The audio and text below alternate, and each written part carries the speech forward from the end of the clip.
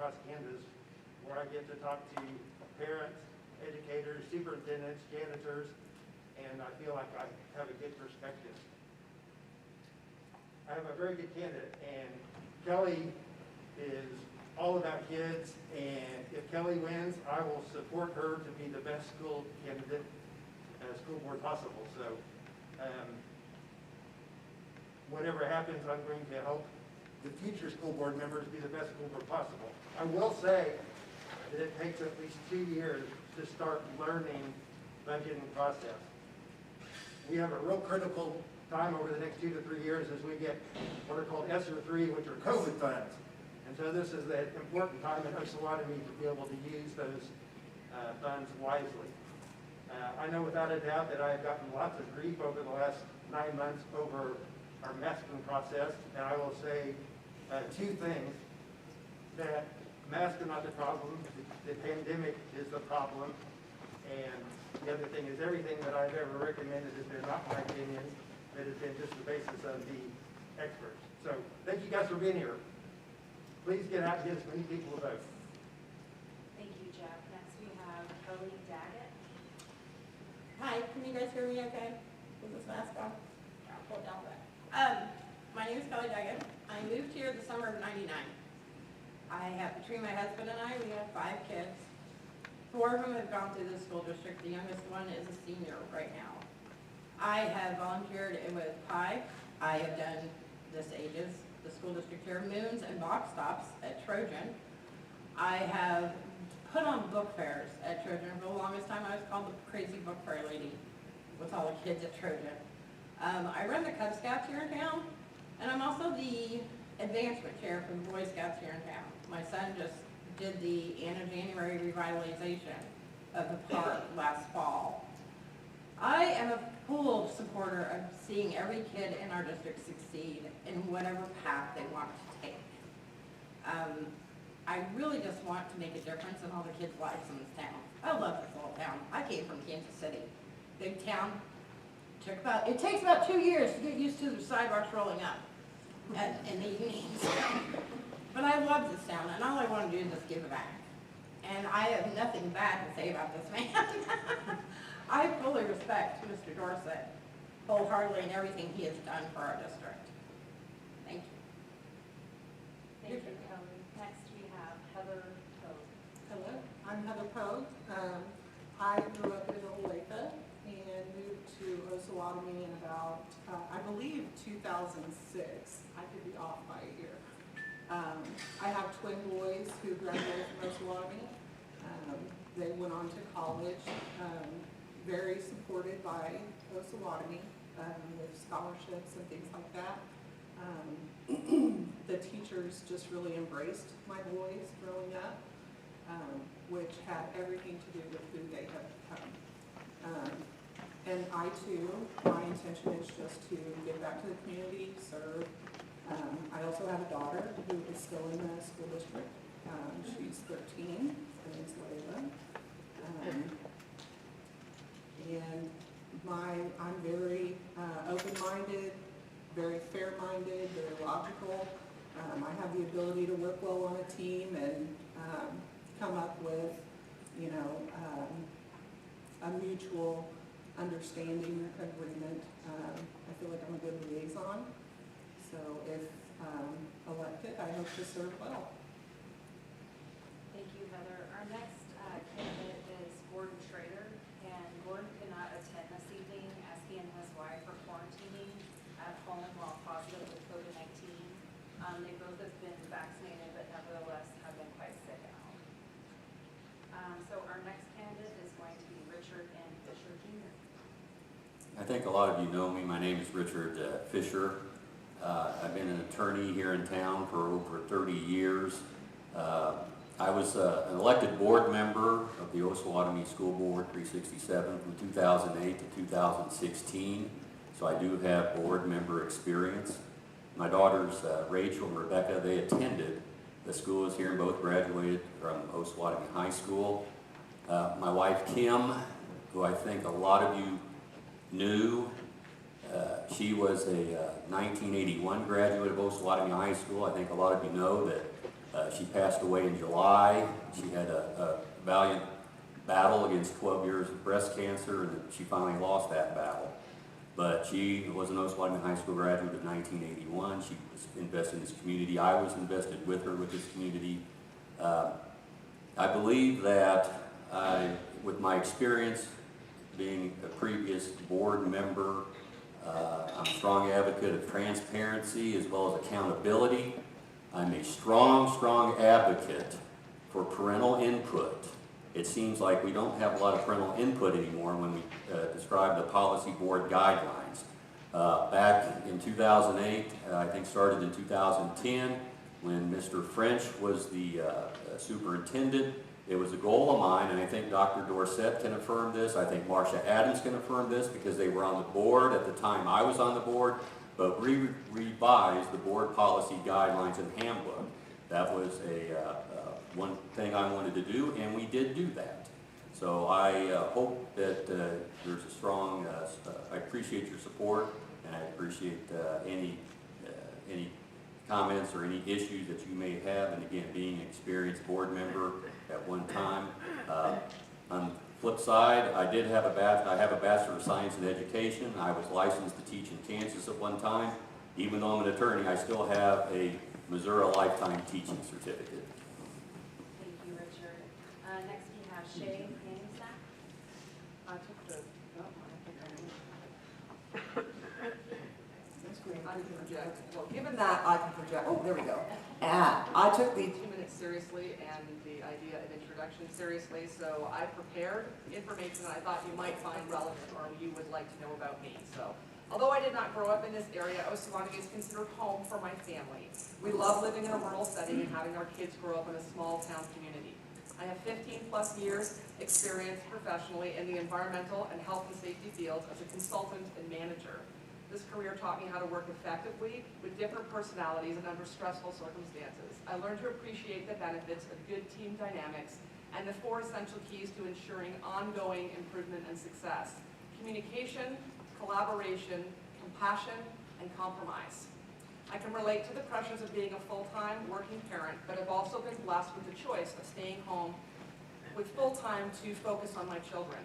As a mother of 3 children who are currently enrolled in this school district and who are my most precious responsibility, I'm fully committed and personally invested in our education system and our children's long-term well-being and success. I enjoy actively participating and being a contributing member within this community, where I've worked local jobs at the Ozone when it was the YMCA, at the Osawatomie Public Library, and I'm currently working for the Osawatomie Recreation Commission. Love and service is an important part of my personal beliefs, so I'm happy to volunteer and show up to be a hands-on worker. Because of that willingness and enthusiasm, I'm a supporter and member of multiple local and county boards and committees. I earned my bachelor's degree in engineering, so I'm totally in my element when analyzing facts, numbers, and statistics. Plus, I love problem solving and asking questions to better understand a situation or a person. I'm pretty sure that no one would describe me as a passive person or say that I have any problems expressing my feelings or opinions. But despite my extroverted side, I truly respect and hold dear the right for everyone to be an individual or to do or say their own thing. I have plenty of friends and family who don't agree with me on a variety of issues, but I'm still able to love, respect, and hang out with them. Thank you. Thank you, Shay. And lastly, we have Marcia Adams. Okay. I'm gonna take this off so you can hear me. Uh-oh, no deal.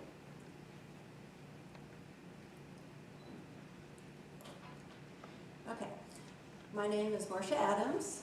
First, I'd like to thank everyone for being here, online, listening, because that means that you care about our district and you care about our children. I've lived in Osawatomie for more than half of my life. My husband, Jim, and I have raised 3 children here and have a grandson right now at Swinson. My daughter, Casey, and her husband, David, and their family recently moved back to Osawatomie so she could be a teacher here at Osawatomie High School. She did this because she understands that this is a good community and it's a great district. I'm here tonight to let you know why I'm running for school board. Again, the answer is simple. I care about this community and the education of our children. I have a business here for over 30 years. I've made it a priority to be an active member in this community and to give back in any way that I can. Over the years, I've served on countless boards, committees, volunteered at community events, provided financial support, both personally and through my business. Whether it's serving the homeless, donating to community infrastructure, contributing to student scholarships, or volunteering, I do this for the betterment of this community. I mention these things not to boast, but to let you know how much I care about this community and how committed I am to making it a great place for our children. I'm well equipped to listen, adapt, and make difficult decisions in order to provide the best education that we can here in Osawatomie. I come to you with no personal agenda, but simply an agenda to promote educational opportunities that will allow our children to prosper during their formative years and to prepare them for their life after this graduation. Okay, next we're gonna go ahead and get into the questions. I'm gonna ask questions to each table, the same question, and then I'll move on to the next question, that we can answer each additional table after that, okay? Okay, so let's go ahead and start with Crystal and Connie. As a potential board member, do you believe you should use social media to speak on board policy and or the performance of USD 367 employees? And Crystal, let's go ahead and start with you. We had this question another time. No, I don't. You should keep your personal business to yourself.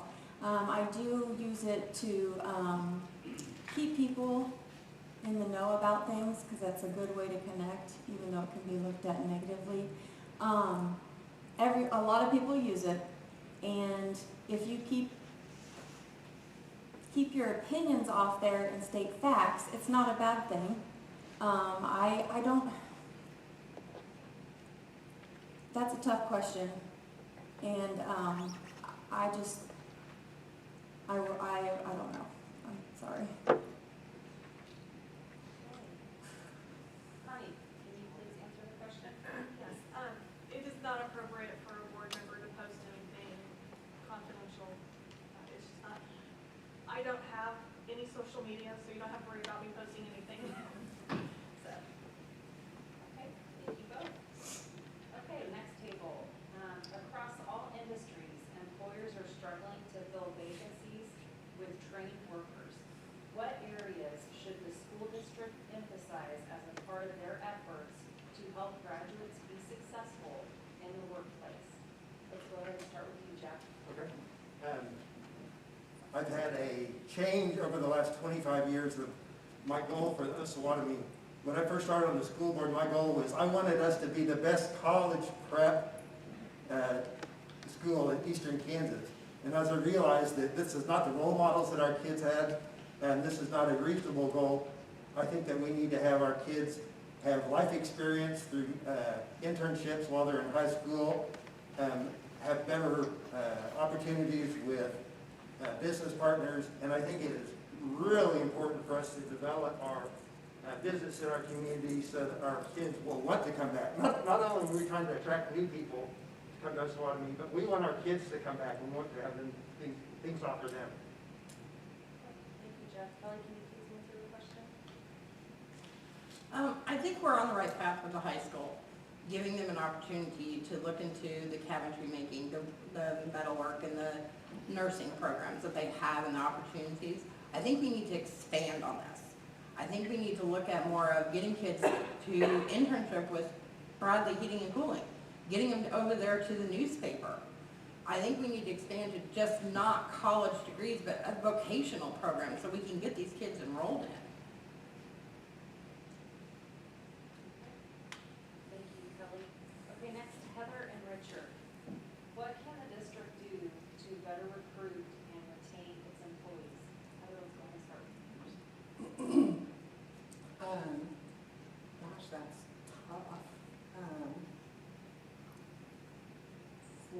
I would say recruiting, I mean, team up with colleges, do like job placement type, offer that type of thing to college teaching people in college for education degrees. And retaining, I mean, you really have to look at why people are leaving first. You know, what is the root cause of that, and, you know, kind of work backwards from there. Higher. And you're competing with the benefits, a lot of it is the salary, it's the pay scale, and how they increase on that pay scale and the benefits the longer they stay here. And so my experience on the school board, I was on the negotiating committee with the union, and a lot of that was the pay scale and the benefits. So that's one way of trying to, I guess, get individuals that will come here.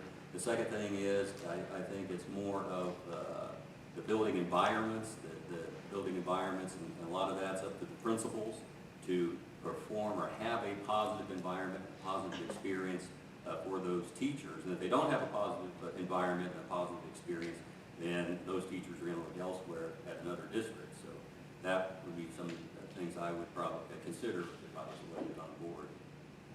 Thank you, Richard. Okay, Shay and Marcia, let's start with you, Shay. If you could change one policy, what would it be? One policy.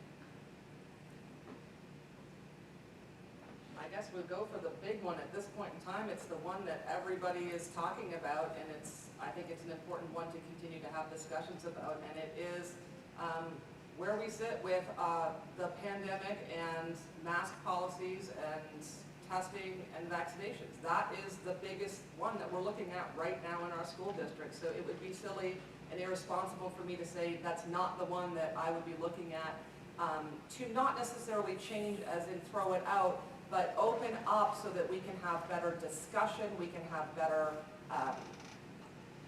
data, better evaluation process that allows us to be able to determine what is best for us as this school district. And I think that is the most critical one that we're at this point in time.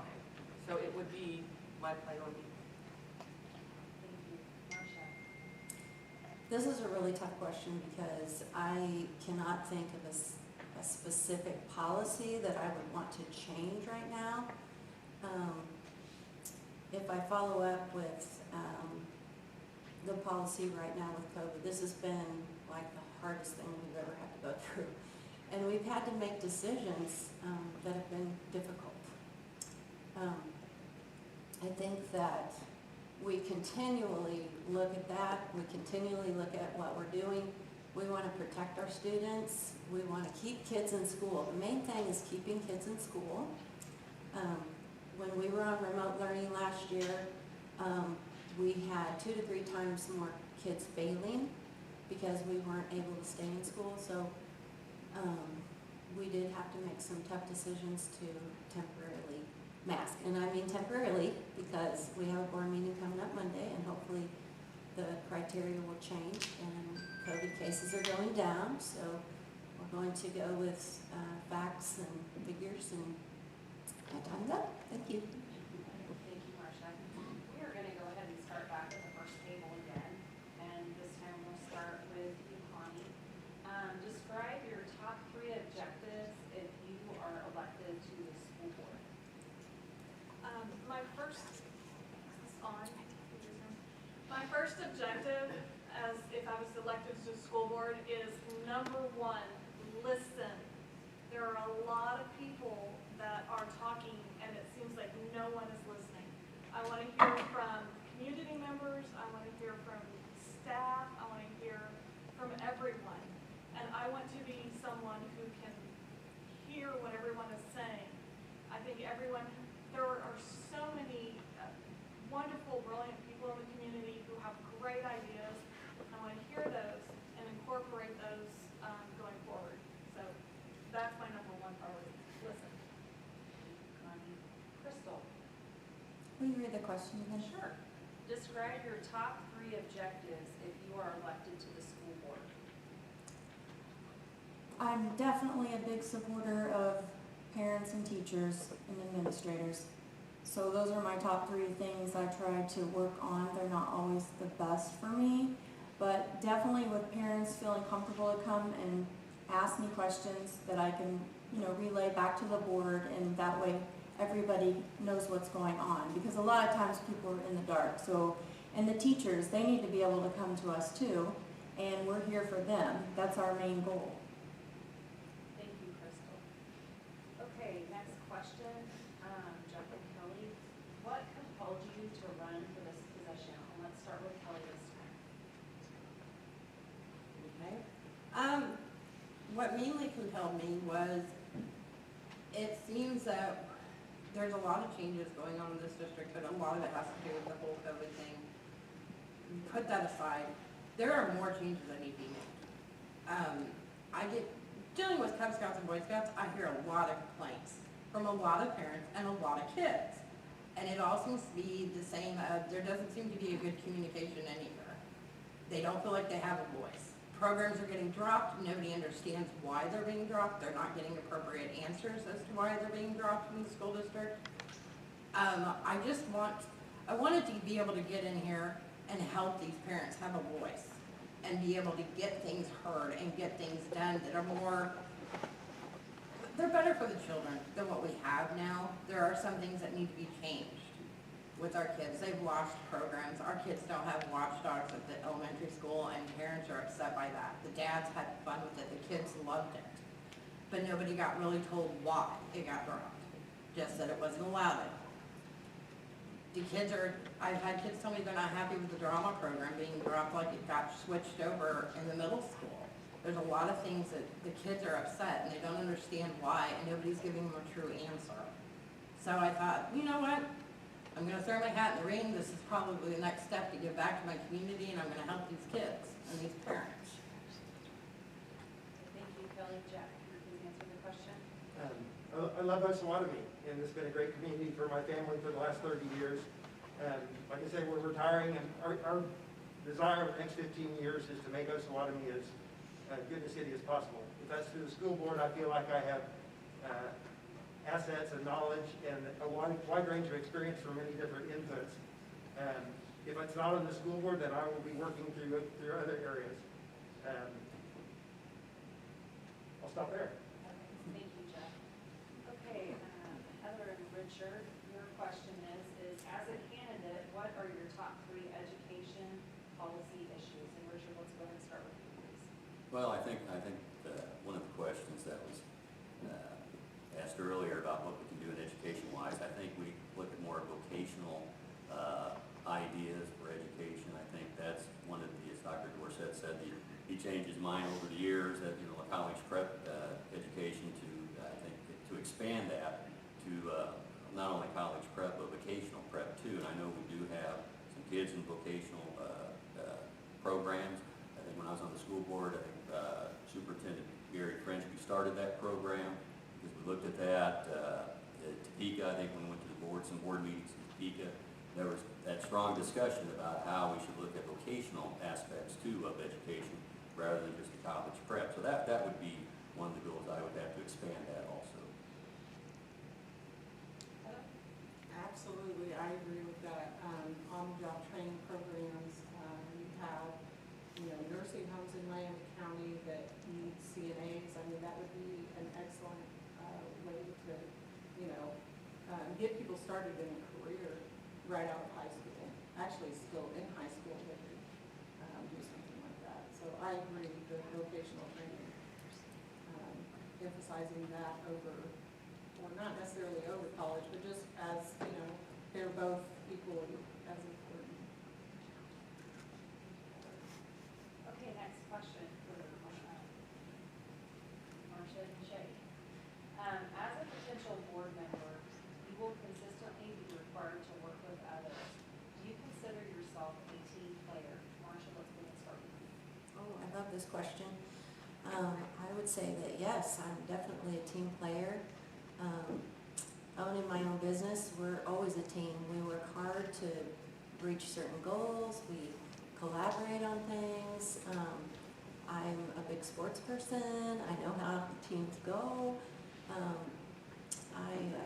For me, that's one reason that I want to be on the board, because I think that a board needs to consist of many different opinions, and I think that problem solving deals with people coming together and finding solutions to problems. So, yes, definitely, I feel like I have the skills to be a team player. I love teams. I love building, I love improvements, and I love the variety that comes with people, because people bring perspective, they bring different ideas, and the more you have, the better you can make something that applies on a large scale. And I love participating in that environment. I don't mind being somebody who's handed tasks to do and just go and do it, and I also don't mind being the person that is responsible for overseeing things or coming up with creative solutions.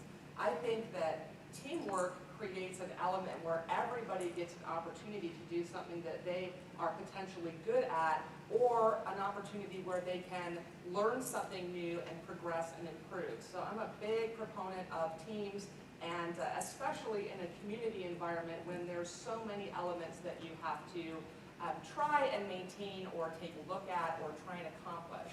So absolutely, I'm a team player. Thank you, Sherry. We're going to go ahead and start at the first table.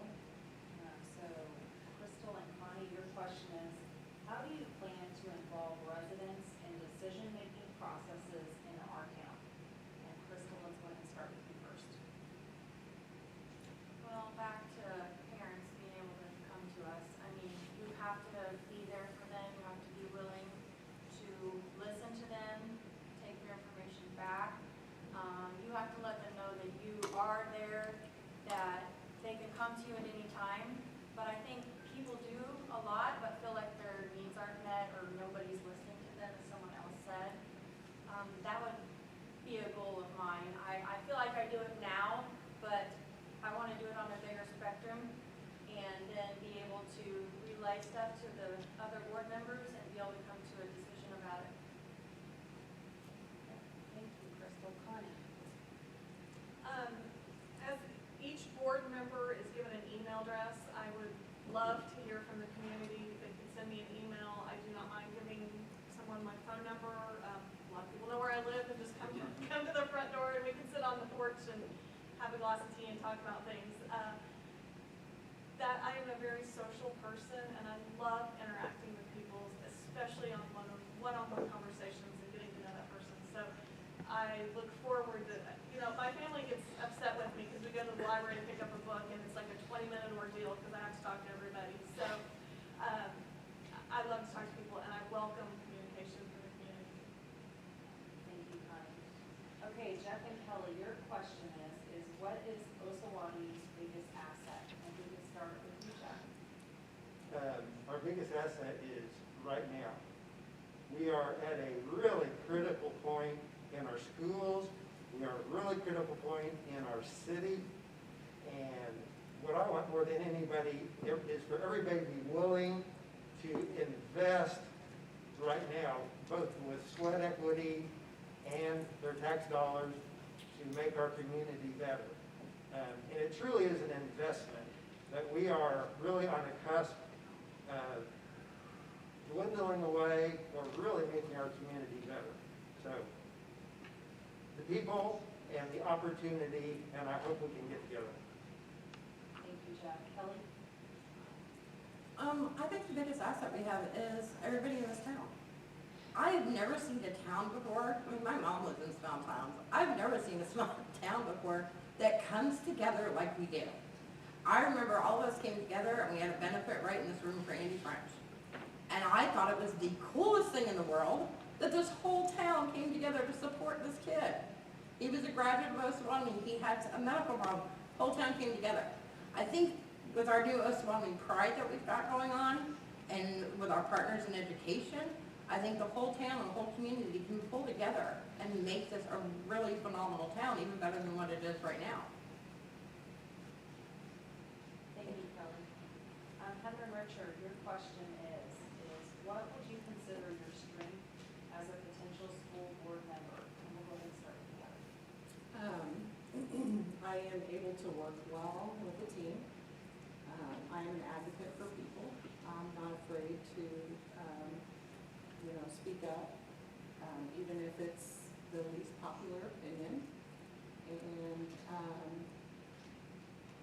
I feel like I am easy to talk to. I get that a lot from people that they feel like they could come to me and I will take them seriously and help them solve their problem. Richard? What was the question? What would you consider your strength as a potential school board member? Well, again, I was on the school board for 2008 to 2016. I think what I brought then, and what I could bring again, is that, first of all, I do have a Bachelor of Science in Education. I had the teaching certificate at one time. I do have a Missouri Lifetime Teaching Certificate, which I guess I'll never give that up, I guess, until I die. But I'm also an attorney. And I think Dr. Dorsett, and I think Marcia Adams can attest to this, that there's times that I brought a perspective to certain guidelines and issues, and there was discussion, but I always had to preface it with, number one, I'm not the school board attorney, but this is how I would consider this, but maybe we need to talk to you or have a school board attorney. So I think I have that perspective from at least the legal analysis as well as an educational analysis with my background. So that's what I brought when I was elected earlier, and that's what I'll bring to you. Thank you, Richard. Okay, Shane and Marcia, do you have sufficient time, energy to devote to this position? Let's go ahead and start with you, Shane. I have both. I have a lot of energy. Anybody who has ever met me understands that I am passionate about things. I invest in the things that I do, and I'm committed. I will full force go on, do the best that I can on everything that I do. So absolutely, energy-wise and commitment is there. And time, I make time for the things that are a priority for me. I don't commit unless I'm able to make that time. I have always worked, I have always juggled a schedule, I have always had my family, my community, my church. Those things will work themselves out, so I will make time for those things that are important and that have an impact on myself and my community. Thank you, Shane. Marcia? I'm very fortunate that I have a job that's flexible. I definitely give my time back as much as I can. I have a great team at my office, so this is priority to me. I've always given it the time. I feel like I've put in the time, and I will continue to put in the time. I actually have more time now than I did before because my kids are all grown, and I do have grandkids, but that's just an extra bonus. But yes, I have the time. I'm still invested. I will continue to be invested, and I would love the opportunity to serve another 4 years. Thank you, Marcia. Okay, Crystal and Connie. Why should you be elected to the Board of Education? And let's start with you, Connie. I had mentioned this earlier, I'm passionate about literacy, education, lifelong learning. I want to bring, as I mentioned, educational opportunities. And I know there's been some discussion about trade programs. I would like us to continue with that and expand the college prep courses we offer. I'm really passionate about this, and I have experience on other boards. I listen, and I want to work with other people, so I think those are qualities that are essential. Thank you, Connie. Crystal? Being on the board's important to me. I feel having kids in the district, there's just a different need and want for them, and for you to be able to be a voice for them. I disagree with whoever said it takes 2 years to learn the ropes, because I would say longer. It's tough sometimes. Now, luckily I like the easier part, listening. The finances and everything can get a little ugly, but I have more time that I want to learn and become more familiar with everything the board does. Thank you, Crystal. Okay, the next question is for Jeff and Kelly.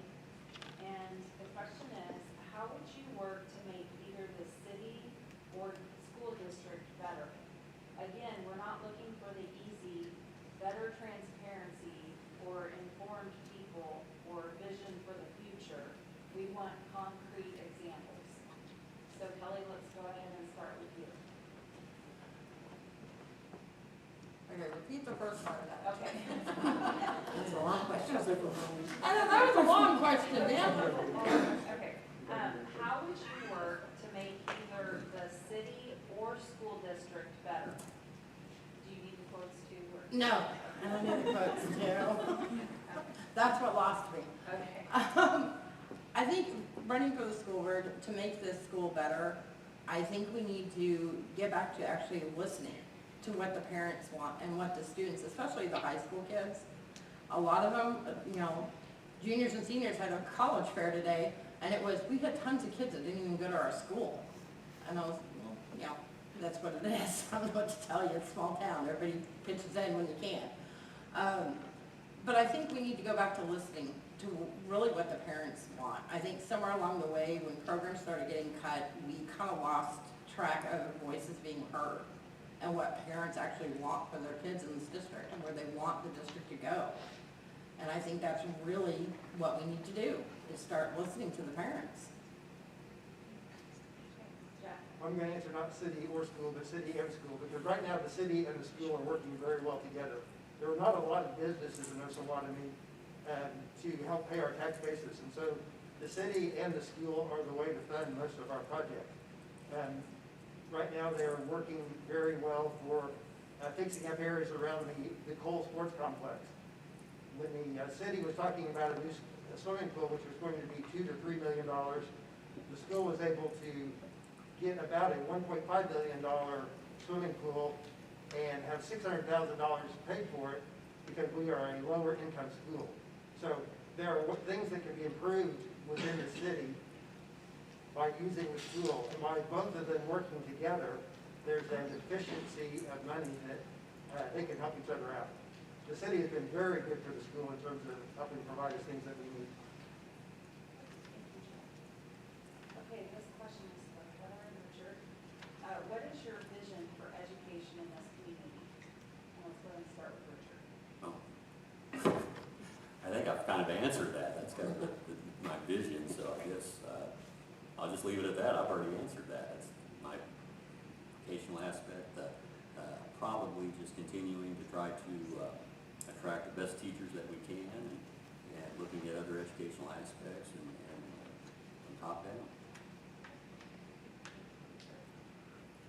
I think providing opportunities for the students that are graduating. And on-the-job training programs and things like that. Just expanding on what we already have. Okay, Shane and Marcia. What is the role of schools in teaching children about topics such as sex education, cyber safety, wellness, and bullying? Let's go with Marcia. Wow, do we get like a pass? Can we go to the next question? It's a delicate subject. Can you tell me, can you read it again? Because that was pretty full. What is the role of schools in teaching children about topics such as sex education, cyber safety, wellness, and bullying? Okay. Those are very important things. I think that we do have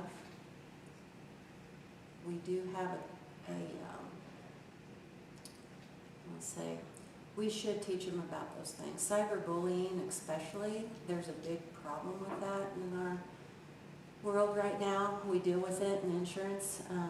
I think that if we can teach them about that in school, that would be good.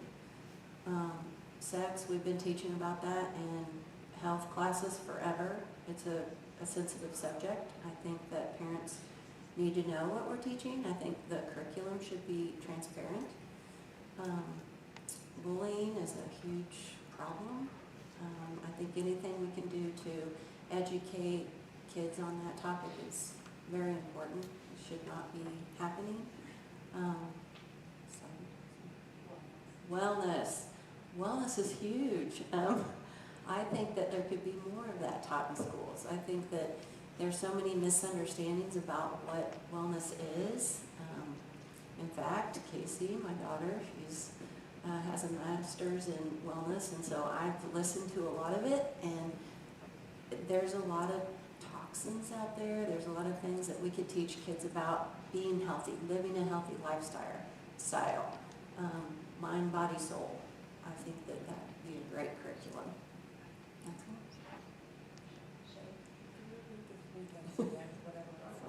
It's actually four. Sex education, cyber safety, wellness, and bullying.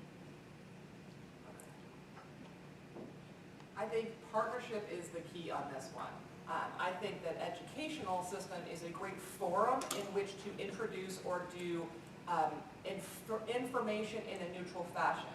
Where the partnership comes in is what are the parents comfortable with, and how can we come up with a curriculum that will be a compromise? We all understand that we're never going to please everybody, but a compromise is important. And if we talk about what is value added for the children, like if we're talking about cyber safety, that relates into practical things that they need to know and are doing every day. It's important in their job, it's important in how they function with people. And so is wellness. If we're teaching them techniques and how to cope with their feelings, and how to deal with other people, how to cope with bullying, these are things that if we teach them as a skill set, then they can apply them in a workforce, out in public, when they interact with other people, and it doesn't have to be just about at school. So we're giving them skill sets, and we're developing and building on things. And the same thing goes with sex ed. People need information in order to make good decisions. Now, to what level you want to do it in your home is absolutely relevant to you, but this is something that we can partner with the school to come up with things such that we're providing information, not opinions, and not going too far out of the realm into the family unit. Thank you, Shay. Okay, starting at the beginning of the tables here. So this will be the last round of questions? Yes. So last round of questions, Crystal and Connie, what do you see as the primary work of the Board of Education?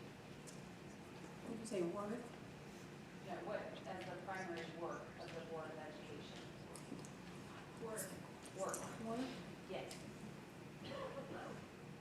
There's a lot of things, in my opinion. We just have to prioritize what's more important, less important. Everything's important, but you just gotta figure out at what time do you address what. Of course, the kids and the teachers and everyone come first. We do have to do the funding. That's a tough subject. And just being there for everybody in support. Bonnie? I can relate to this well because I'm on the library board, and although some of the things are different, there's a lot of similarities. You have to come up with a budget and some things that maybe aren't as fun, and then there are other things that are really fun, like coming up with reading programs and so forth. I think ultimately the role or the work of the school board would be to ensure that whether it be something maybe not as fun or more fun, that there is a foundation set for the entire district, employees, students, everyone, that is fair and equitable, that keeps everyone safe and promotes education. It's laying the foundation that everything else works from. Thank you, Connie. Okay, Jeff and Kelly. Do you see social media as a tool or a burden? Do you plan to use social media to communicate with Osawatomie residents? Do I see it as a tool or a burden? The answer is yes. I'm personally very limited on Facebook and social media, but I do see it as an effective tool. It is not a place for me to bicker or get into arguments, but it is an effective tool for getting what I feel are effective and important facts out. Thank you, Jeff. Kelly? I see it as a good tool. I use Facebook all the time to communicate with just about everybody on everything, whether it be things going on in the community, stuff with Boy Scouts. I mean, last night I just posted up after prom needs help getting baked goods for tomorrow night's football game. It's an easy way to get information out to people and be able to pass information along. It is not a place for the amount of gossip and bickering that goes on. I see a lot of it in Osawatomie News and Events page, and there's been people's names dragged through the mud, and I'm just flabbergasted when I read that stuff, and then I scroll past. I'm like, nope, I'm done. And I go on. It's not a place for that. It's not a place for personal opinions. It's a place, hey, we've got this event going on. We need volunteers. Hey, we've got this going on. We've got a meeting. You know, everybody found out, most people found out about tonight's meeting from Facebook. It's very handy and very easy to pass information along. And I do like it because of that. Thank you, Kelly. Okay, next, Heather and Richard, are there areas of concern that you believe are not being addressed? If so, what are they and how would you address them? Let's go and start with you first, Heather. Well, let's see here. I feel like there probably are areas that are being addressed, or that are not being addressed.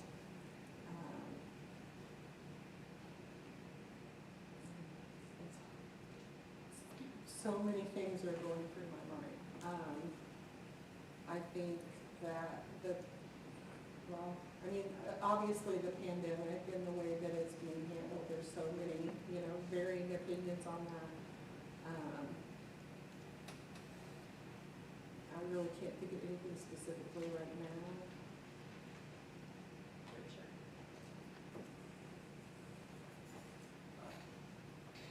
I guess I could say this because I was on the board before from 2008 to 2016, and I will say that it's changed. I think we had more transparency between 2008 and 2016. Now, Dr. Dorsett and Marsh Adams might disagree with me, but it appears that, we have this, what appears to me is this issue of, well, we have to look united. We have to vote 7-0 because we don't want the school district to look bad. I don't know, that's the perception I get, that's the things I hear, and so I think the transparency issue is something that I would like to address, because again, I can address that, and again, there's board members that are going to disagree with me, but I think I can say that because I've observed this board meet, and I can compare it when I was on the board from 2008 to 2016, and it has changed. For some reason, I don't know, but it has changed. When Dr. Dorsett was the school board president, at least when people addressed in a public forum the board, we at least could ask questions, we could ask them, thank you for being here, we appreciate you showing up, we appreciate your comments, we'll have Superintendent French look into it, we may not be able to do anything about it, but when I see people show up to the board and they ask questions or they give their comments, and all board members just sit there and not say one word, I think that's just disrespectful to any parent, to any person that's going to come up and take their time to address the board in the public forum. I think that needs to be addressed. Transparency. Okay, Marsha and Shay, what does the school district do wrong? Let's go ahead and start with you. They are doing a lot of things well. We have a great community support. We do a lot of things that outreach into the community in the schools. We have, over the past few years, there was a whole revamp of Trojan, and then there was a revamp of the middle school. I particularly like the things that they're teaching in the middle school in terms of personal accountability and responsibility, and these things that are displayed visually for them to see. At the high school, I know that we're doing a lot of trying to development for them to allow the children to pick their path that's suited for them. So to help them understand what are my interests, what are my skill sets, what can I do that would be good for me long term, and then we're trying to find avenues for them. And I like that we're encouraging people to find out for themselves and not simply follow a pre-programmed path. And I like the programs that we're doing that are local, that are community, that are allowing people to have real-life experience in the workplace with internships or college credit classes in courses that they may then go on to apply to. I like that practical aspect that we are trying to provide for our students, so when they graduate, they are adults already and not struggling to figure out what they want to be or what they want to do when they leave. So I am very, very pleased with all of the work that goes into that, from the school into the community. Thank you, Shay. Marsha? Lots of strengths. I like this question. because there are just so many good things about this district. I will touch on the fact that things have changed. Not every student needs to go to a four-year college. We need to encourage kids to take a different path if it fits their needs. Our school, we work with Neosho County with the HVAC and welding program, which is amazing. They can actually get a certificate before they graduate. Flint Hills Tech is our automotive program. We have kids going into that and learning how to work on vehicles. Fort Scott Community College, we have several programs, criminal justice, construction trades. We have a CNA program that we do. We also have industry teacher training courses and the Oz Envy entrepreneurship program. That's kind of neat. It teaches kids how to actually run a business. And then, yes, we're going to work with businesses and get kids out into the community to really learn what those jobs are. So that's one of my favorite things right now, because I just think I wish we would have had that before. But there's so many opportunities in the tech field, and you don't have to go to a four-year college to have a successful lifestyle. Thank you, Marcia. Okay, now we're each going to take 1 minute to go through each candidate for you guys to do your closing statements. So let's go ahead and start with you, Crystal. Okay, well, I wish I could speak as half as good as Shay does. This is obviously not my thing, so don't vote based on that. I haven't seen the yellow sign yet, and I probably will right now, and that's okay. I lost the election 2 years ago and was pretty devastated. I mean, it hurt, but, you know, it's humbling too. You have to just realize that there might be another purpose for someone else beside yourself. Then I was given the opportunity to be back on the board, which I was very grateful for, and I hope to continue that run. There's still stuff left I want to do and accomplish while before my kids graduate. I want to say thank you to everyone here. Everyone is here tonight because we care about our community, the school board, the city, and this is the heart. And so I really want to say thank you to everybody for coming. I appreciate it. You know, I've heard a lot of great answers from a lot of people, and I'm encouraged that regardless of who wins, I think we have a lot of people that are caring. I would appreciate your vote. Thank you. Thank you, Jeff.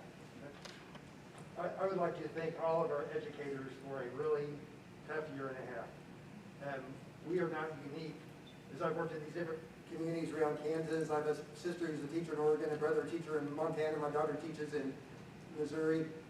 Everybody has had a tough year and a half. It has sucked. But we need to look past the pandemic and do things to improve the morale of our teachers as we come out of this. We have asked them a lot this past year and a half. We have a very smart, committed superintendent in Justin Burchett. He is still early on his learning curve, but we have a very great asset in him. One of my biggest concerns is that this board over the last couple of years has tended more towards micromanaging. A school board member has zero power. But 4 school board members together have significant power as designated by the state. The first 8 years I was in, I had about 100 hours of training through Kansas Association of School Board. And with every member on the board, I think that is highly recommended because you know what your limits. And finally, school board members have to make decisions based for all. Parents are limited on one for their kid. They are not always the same decision, so I do ask for grace. Okay, thanks, Jeff. Kelly. I just want to thank everybody for coming out tonight and listening to all of us and getting our opinions on what our goals are. I mean, a lot of people don't know who I am, unless you've been involved in Scouts or done a book fair about 5-6 years ago. You probably don't know who I am. I just want to do the best I can for this community and for the kids in our school district, and that's all I'm after. Thank you. Heather. My goal would be to listen and be an advocate for the parents, the students, the teachers of the community and to promote transparency within the school leadership. That's it for me. Well, I'll kind of disagree.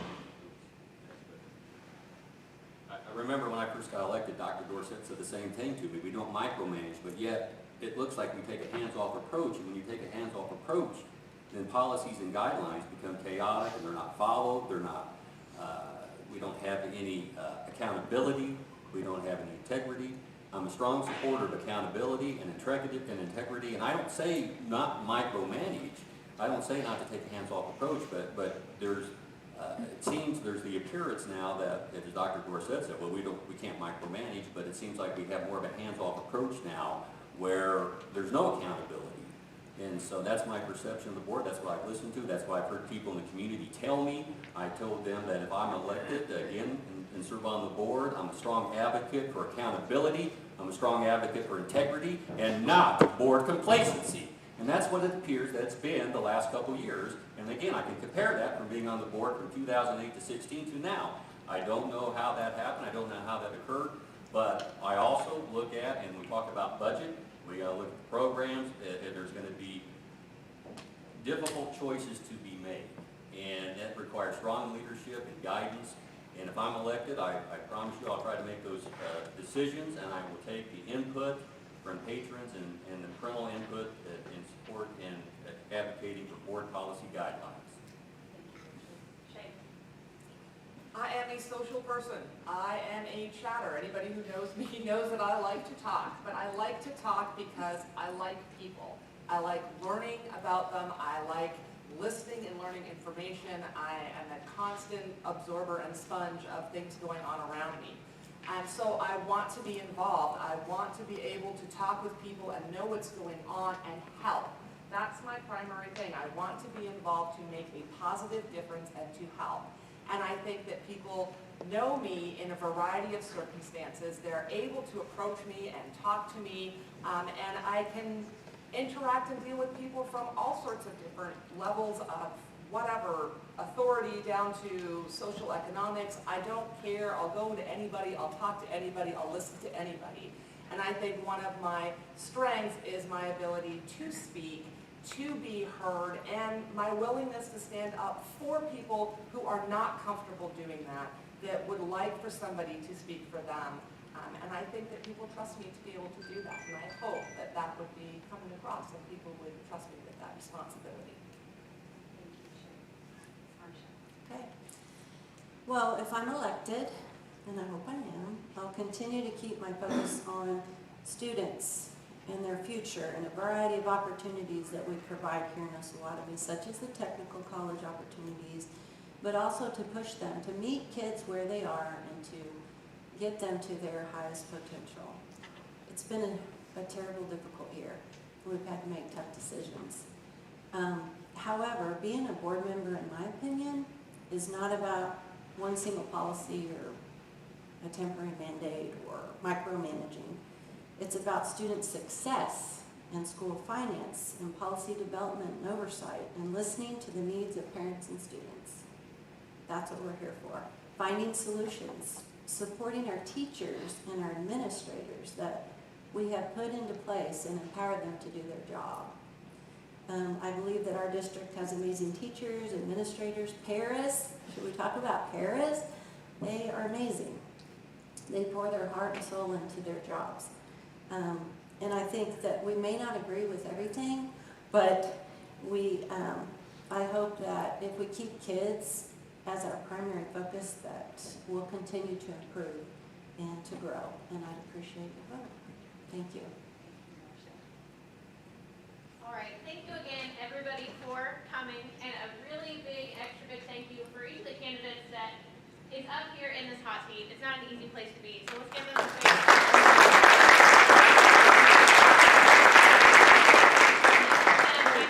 make a great candidate. If any of you have any questions for them, we do have cookies in the cafeteria, because we got to get the stage and everything flipped for city council. Thank you all for coming. Thank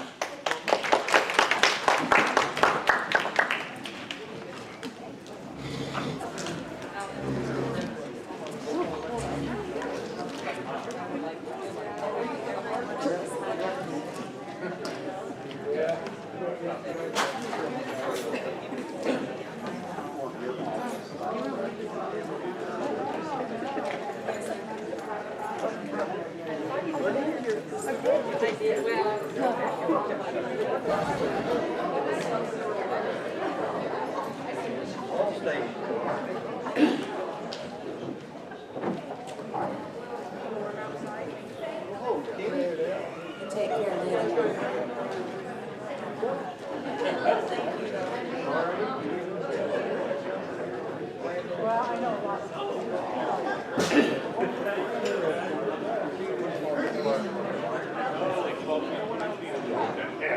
I don't think I ain't good at that thing.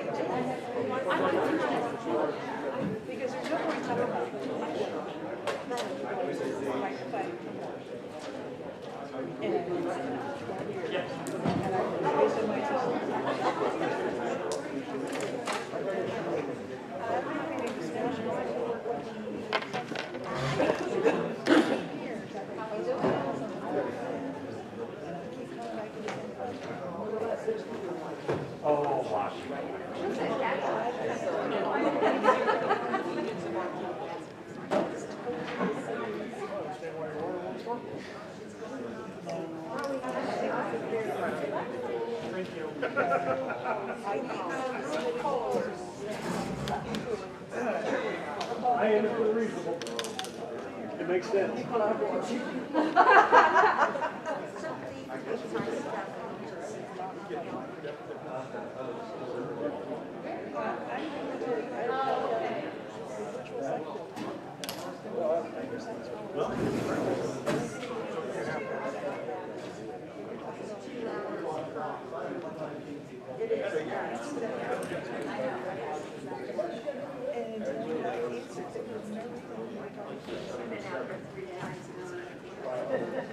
Hey, Steve. Steve. Steve, can you hear me?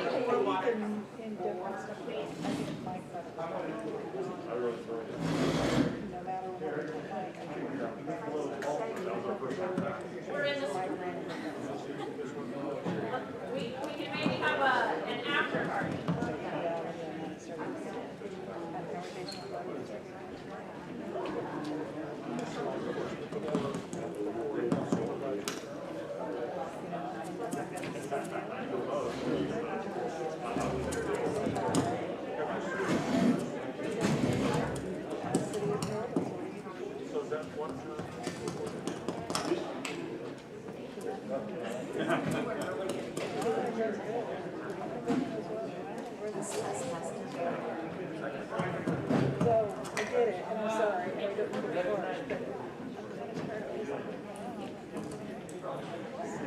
That's what he asked for.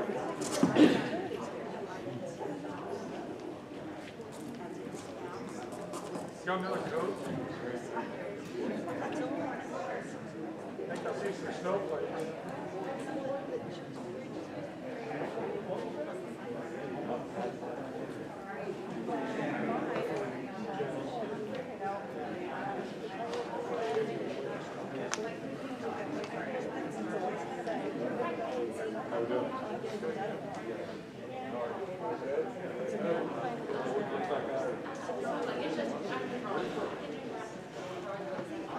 How are you, sir?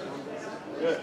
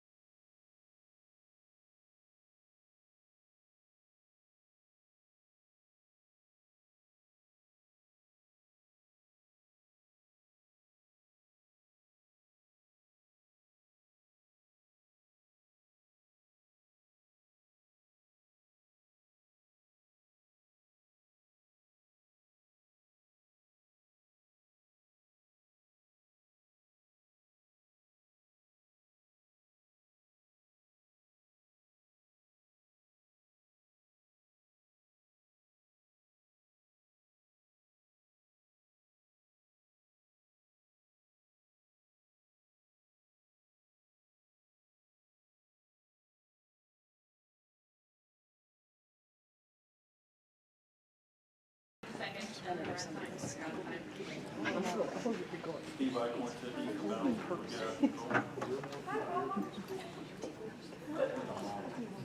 There you are.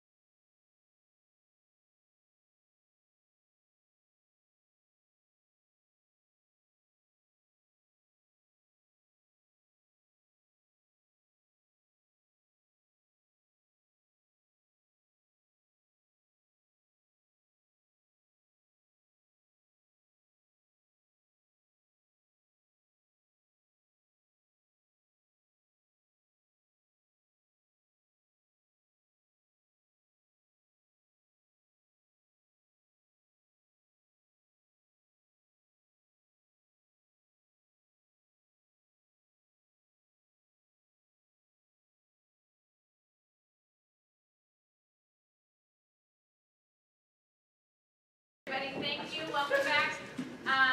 Since some weren't here before, we are going to be very patriotic today, and we're going to go ahead and say the pledge again. So I'm going to let Kristen lead that. If you all would stand.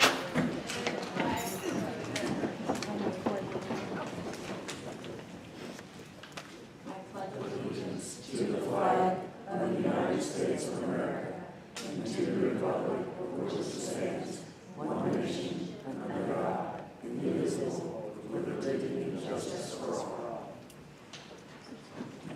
Thank you everybody for coming out. We are just going to go ahead and start with introductions. So if we could start with Nick Hampson. I'm Nick Hampson. I'm born and raised here in Osawatomie. I'm 41 years old, so I've been here a day or two. 1998 graduate of Osawatomie. My wife is a 94 graduate of Osawatomie, and I have 3 children. Madison's 14, she's an 8th grader. Cletus the 3rd is a 4th grader, and we have an 18-month-old Faith. So she'll be going through here too. I say that just to say, that I'm committed and invested in this town. It's always been home, it will always be home. It's been home for my family for a long time. I'm a 3rd generation graduate on my mother's side and 2nd on my father's. So we've been around here quite a while. I've been a part of several boards and committees. I've been on council for 9 years. With Pride Committee, like I say, just several boards and committees. You've probably seen me around quite a bit. So that's my opening statement. Thank you. And thanks for coming out. Thank you, Nick. Let's go to Mark Gavea. Good evening. Thank you for coming out to the forum. Let me go ahead and give you a little background about myself. I was born and raised here, graduated from Osawatomie, served in the U.S. Navy as a Sea Air Rescue Medic, enrolled at Kansas State in landscape architecture. My first job was at Pittsburgh State University as their first landscape architect. Hired out of horticultural services with the city of Kansas City, Missouri, Kansas City Parks and Recreation, where I had a staff of 65 and a net $9 million budget. Retired and moved back to my hometown to help take care of my little brother and to get involved. I'm now in my 8th year as mayor and feel like we're in the strongest, most aggressive we've ever been moving this city forward right now. We have a lot of programs and procedures that are already in place. We have 2 city managers that are going to be working side by side. One mostly on economic development, the second concentrating on operations, infrastructure, outdated utilities, both working on projects like a solar farm in the Northland. Through public input, we have 5 shared goals or priorities. At the top of that was clean up this city. If you look around, a major cleanup has taken place. We have all residents on trash collection, We have an agreement with the landlords, and along with that, we have a persistent effort by codes enforcement to get it cleaned up. We have the largest city street walk initiative that the city has ever had. 10-year, $8 million project for replacement and repair. Our city was selected as a regional applicant for a grant from the Mid-America Regional Council. That is our Oz Commons that we're working on right now. We have issued more single-family building permits in the last 12 months than the previous 10 years. I believe it's not the best time to change players in the governing body. It's taken me a while to develop a rapport and a relationship with Miami County officials, with the Kansas state legislators, and people like the Kansas Attorney General, the Kansas Secretary of Commerce, and the governor. I'm an active member of the Kansas Mayor's Association. I sit on the League of Kansas Municipalities Board of Directors. This is all to help put Osawatomie on the map. We now have agents and organizations coming to us suggesting grants that we might be interested in for our game plan. So I'm asking you to allow me one more term, 2 years, to serve as your mayor. Thank you. Thank you, Mark. Kenny Dean. Yeah, Kenny Dean, I'm not a speech maker, so bear with me. Born and raised in Osawatomie. Worked for the city of Osawatomie as an employee for 40+ years. Feel like I've got pretty good insight into what's going on inside the city. I do volunteer to help out at the pantry, and I deliver Meals on Wheels. I feel that I've got a lot of time invested in the town. I really want to see it continue to grow. I think it's starting to grow again. I know that there's a lot of people that have moved out, and some people coming back. So I think we have a good future. Thank you, Kenny. Brant Johnson. I'm Brant Johnson. I am a 2011 Osawatomie graduate. My wife is a 2012 graduate. My mom has taught in the school district for 28 years in elementary school. We transferred over here to go to Osawatomie, and I fell in love with town. I've struggled the last couple of years seeing how our parks, our cemeteries and stuff have been taken care of. So I'm running to try to help better insight on how we can take care of our city and help build it up and help grow. Thank you. Thank you, Brant. Next we have Dale Bratton. Dale Bratton. I've lived in the same house in this town for 28 years. I have a daughter in the 7th grade at the middle school. I'm a single dad, and when tax burdens hit me, it's hard, and I see, well, I don't see so many now, but I've seen some single parents at the last forum, and I know they struggle as well as I do. My goal is to really look at the tax burden on the taxpayers of this town and try to reduce it if at all possible. Thank you, Dale. Next we have Tammy Philippin. Hi, I'm Tammy Philippin. I have been back in town. I've lived around Osawatomie or the surrounding area all my life. My husband and I are both Air Force veterans, so we moved back here in 1995 when our enlistments were over. So I have 2 sons, 4 grandsons. I work at the Walmart Distribution Center, been there 25 years. Currently work at the school district here, I've been here 6 years. And I have been involved in several volunteering activities. Community garden, the Friends of the Library, I'm on the Planning and Zoning Board, and I'm also on the Library Board. So, and I'm excited in the direction that our city is going, and I want to be involved in that. Thank you, Tammy. Okay, we're going to go ahead and go right into our questions now. I'm going to start with you, Nick, and Mark. First question is why are you hoping to be elected mayor, or why do you hope to retain your seat? So if you could please answer the question first, Nick. Why am I hoping to be elected as mayor? I'm not running because I think Mark has not done a good job the last 8 years. He's done a good job the last 8 years. I feel like we are busy. All the things you named off, yes, we've got going, and we are currently still working on that. I feel like I can transition right into them since I've been a part of them the last 9 years in doing so. I feel like it was time for me in my life right now that it was time for me to go ahead and run for mayor. I was asked by people to do it, and so that's why I believe I chose to run. I'm hoping to run because I want to stay involved. I want to be involved in this community. I love this community. I've been here a long time, like I said earlier. My wife owns a business in this community. I run a business and operate a business in this community. That's why I came back here to go to work, to be more committed and be more involved in our community. That's what I would like to do. Thank you, Nick. Mark? Yeah, this is my hometown, and I too wanted to get involved and be a part of it. But right now, it seems like we are doing so many things right now, and they just started happening.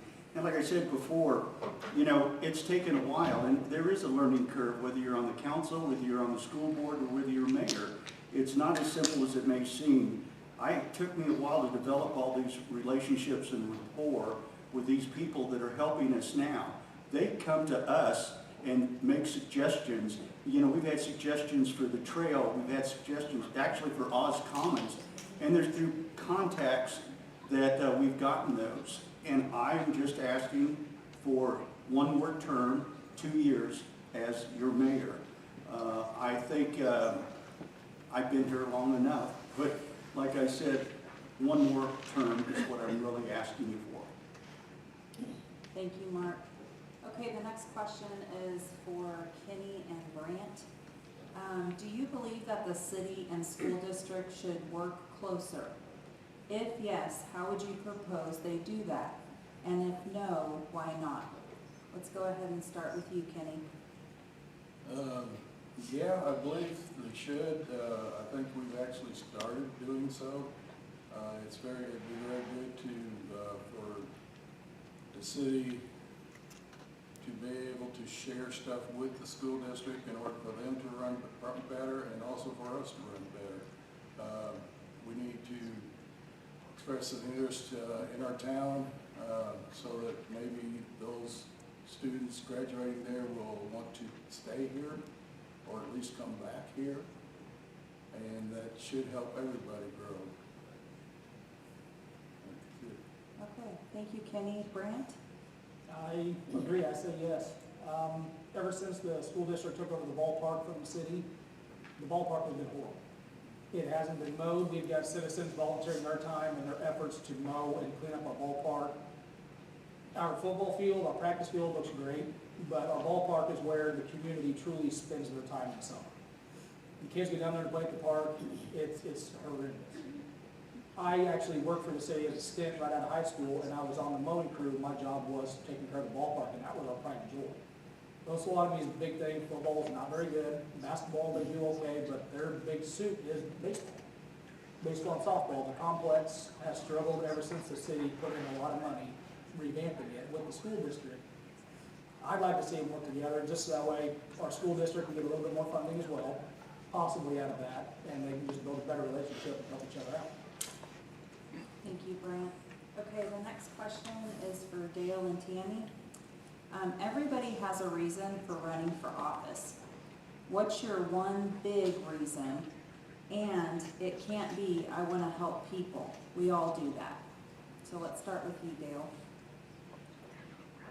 I think there's a lot of things going on in Osawatomie right now with the trail, Oz Commons, and street improvements.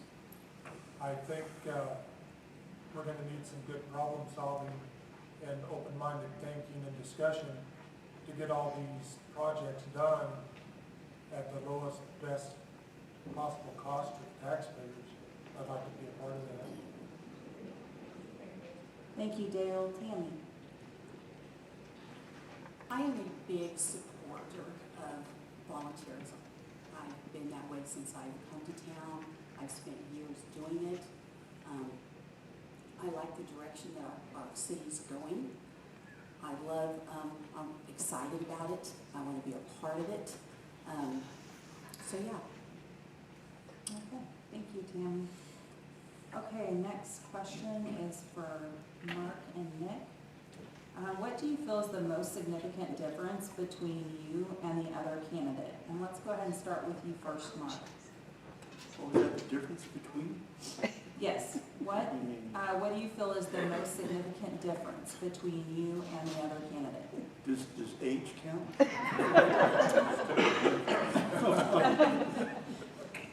I think the biggest difference really for the two of us, because I actually had asked Nick to consider running earlier on, and I knew he was busy.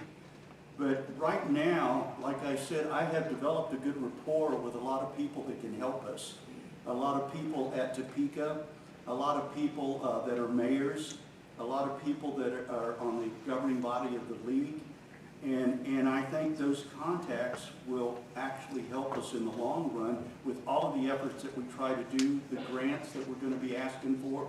We're going to have a lot of things happening here very, very soon, particularly with the Oz Commons. We're about finished with that information. We're ready to turn that over to Architects One. We have working on the water plant. We have a city manager back here, Brett Glendenning, that is going to be heading that portion up. The utilities are an issue. They're all outdated. And I just think that being in this position, the time I have, will help. Okay, And thank then you, Mark. she Nick? won't let me talk anymore. Oh, okay, thank you, Mark. Nick? Biggest difference between me and Mark, he mentioned the age, the experience. I feel like he does have contacts that he's been saying, but I feel like that at no matter what point there's a change, there's a change. I feel like he's asking for 2 more years. I feel like I've got several more years to stay involved and stay committed. And not that he's not committed. This is a weird thing to do, sit here and talk. I don't like this. But I do want several more years, not just 2. I think maybe that's the difference. And the transition, I feel like from me to him would be fairly easy, to where you're going to have a transition no matter when it is. You're going to have to learn new people. I feel like I'm a people person. I can learn people. I can get along with about anybody. But that would be the difference. Okay, thank you, Nick. Okay, the next question is for Kenny and Brant. Do you think Facebook is harmful to public discourse? If yes, why do you believe that? If no, give us examples of where Facebook has positive change at either the schools or in the city. So let's go ahead and start with you, Brant. Honestly, it can go both ways. People use Facebook as an outreach to bash, slander, complain, or anything they can. But also some people use it to find info and also to post positivity on, say, what's going on with the city, what's going on with the school district. Facebook goes both ways. Social media is, in all honesty, it's a touchy platform. Growing up with social media, you see everything, you see the nasty, you see the good. It honestly, it can go both ways. Thank you, Brant. Kenny? Kind of basically feel the same way. It has its good points and its bad points. Good points are that you get the information out there, as long as the right person is putting that information out there. The bad thing is that a lot of times people will just give their opinions, and they may not be very accurate. And not only that, you also have people that don't even live in the city limits, not even involved in the city limits or Osawatomie at all, not even in the same state, and they give their opinions and people eat those things up. But then on the other hand, let's say it is a good thing to get, good place to get the information out and hopefully get what you feel is accurate. Okay, thank you, Kenny. Next question is for Dale and Tammy. Commons planning effort. What is an area that you hope is included in the final plan? And let's go ahead and start with Tammy. Well, I've been involved a little bit being on planning and zoning with the Oz Commons and getting the information that we have. I think they've got a lot of good stuff in there, so I don't think I can add anything additional to it that I hope that is put into that.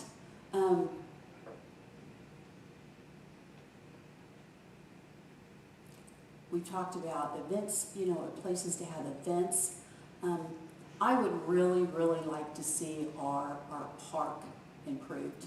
You know, the John Brown Park. I think that that can be one of our main things that we have in Oz Commons, you know, for people to come see. If we could find exactly what will bring people into town. But I think there's a lot of improvement that needs to be done on our park along with our downtown. So I hope the park is involved in some of that. Thank you, Tammy. Dale?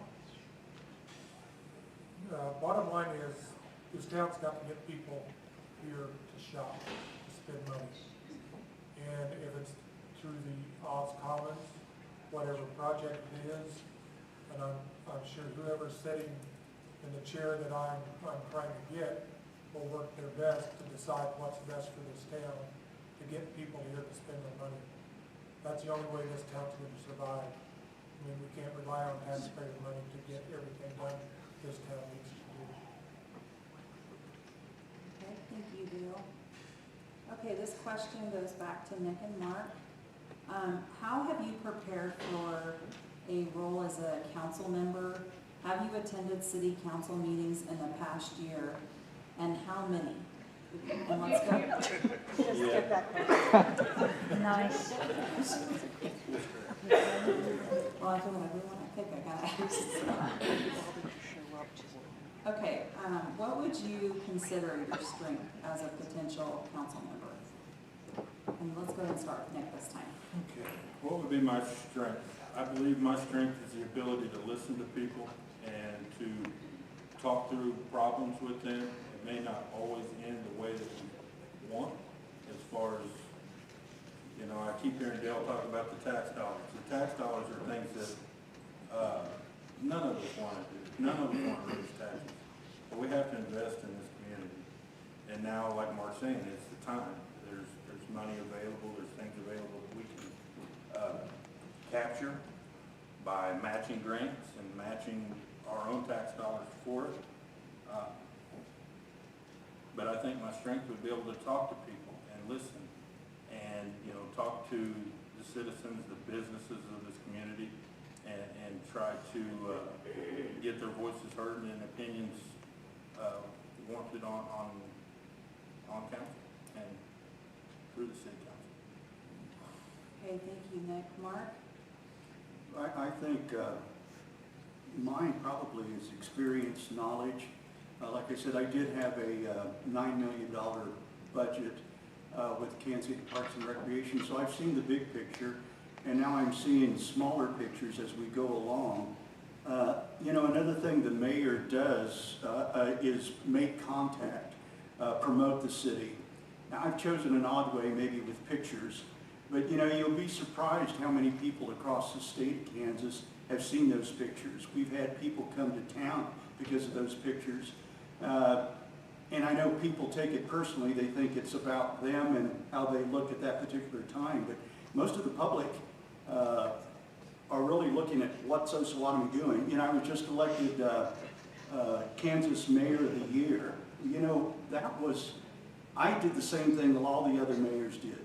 The difference was the community and the activities that they participated in. Things that were going on in Osawatomie, I just happened to capture them and shared them. And I think that really made a big difference. Thank you. Thank you, Mark. Okay, the next question is for Grant and Kenny. Responses to local surveys have cited a need to improve and provide increased access to rental housing. What do you envision as the city's role in this area? And let's go ahead and start with Kenny first. Well, actually, we've had quite a few new housing construction started over the last year alone. I believe we have had, 10 housing building permits, where we didn't have that many over the last 10 years. So I think that's really important to provide some newer housing, and that will hopefully bring people in because they will have a place to live. Thank you, Kenny. Brant? I think we need to go clean up our rental houses. Unfortunately, in my house that I purchased is surrounded by rental houses. Some of them are working on cleaning up, they're working on fixing, but some of them, you never see the landlords there, and I'd like to see them clean them up. I mean, I think if we clean up our rental houses, it will cause people to want to come live in Osawatomie. We have people ask, are there any houses for rent on social media?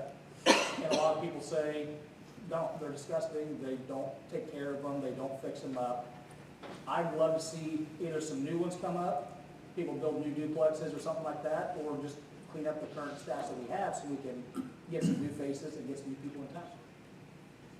Okay, thank you, Brent. Okay, let's try this question again for Tammy and Dale. How have you prepared for the role as a council member? Have you attended city council meetings in the past year? And if so, how many? Let's go ahead and start with you, Dale. I've attended one council meeting since I've decided to run for council. And while that's not knowing when they are, that's on me. I could do better research to find out when they are. And a lot of it's just my laziness not getting out and doing what I need to do. Okay, Tammy. I think I've prepared for city council. I've been on the planning and zoning committee, I don't know, for over a year. You know, you get some information, you know what's going on in the city. That's one of the things that you need to be in a position where you at least know, you know, some of the issues that are going on, what they're working on, what irons they have in the fire. And so I think that's kind of prepared me for city council. And due to my work schedule, which has changed recently, I haven't been able to attend as many as I would like. And so, but in the last several months, I think I've been to about 3 or 4. Okay, thank you, Tammy. Okay, Mark and Nick. In what ways have you served in your community in the past 5 years? Let's go ahead and start with Mark. In what way? Yes. In what way have I served? I mean, other than mayor and council, is it like volunteers? I mean, I from the time I got here, we were really involved with Meals on Wheels. We were involved with the Pride at that time was watering the downtown plants. We were involved with the cabin, covering it on a Sunday. In my church, I'm a reader and a communion minister, and I live stream the service. You know, I'm not sure about the question other than, I mean, those are some of my volunteer activities. Okay, thank you. Nick? Been council the last 9 years. Delivered Meals on Wheels for a while when I worked for Life Care, been a part of Rotary, Golf Course Association Board, Power Task Force Board, Water Task Force Board, was the Chamber President for terms, Pride Committee. I don't know, I think we've all been involved in quite a bit of things the last several years, and that is what makes this town great, is the people that are here that are involved to do, commit their time and volunteer. Thank you. Thank you, Nick. Okay, Kenny and Brant, what are some of Osawatomie's key challenges? And let's go ahead and start with you, Brant. The key challenges is the struggle to grow.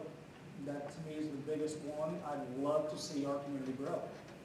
We are downtown, the biggest struggle is our building situation. Some of the buildings are falling apart, and we need to get them fixed up and get new business in. That way we can get more people to come to our city and spend money. But also, I know we have a little bit going on out in the Northland and out past the river. I'd like to see more opportunities come up out there for different businesses to come in and bring more opportunity to us. Thank you, Brent. Kenny? Yeah, what was the question again? Sure. What are some of Osawatomie's key challenges? Okay. Well, as you know, first thing is most everybody's concerned about right now really is the streets.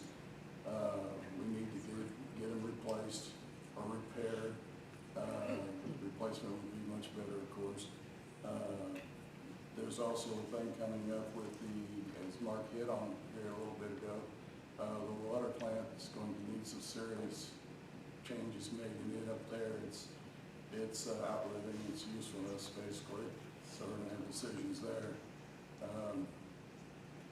We are still continuing to clean up around town. And you can see, I've seen a lot of it happen. I've seen we need to get people back into town, back into Osawatomie. I think that's happening. I've had a couple come back that had moved out and came back.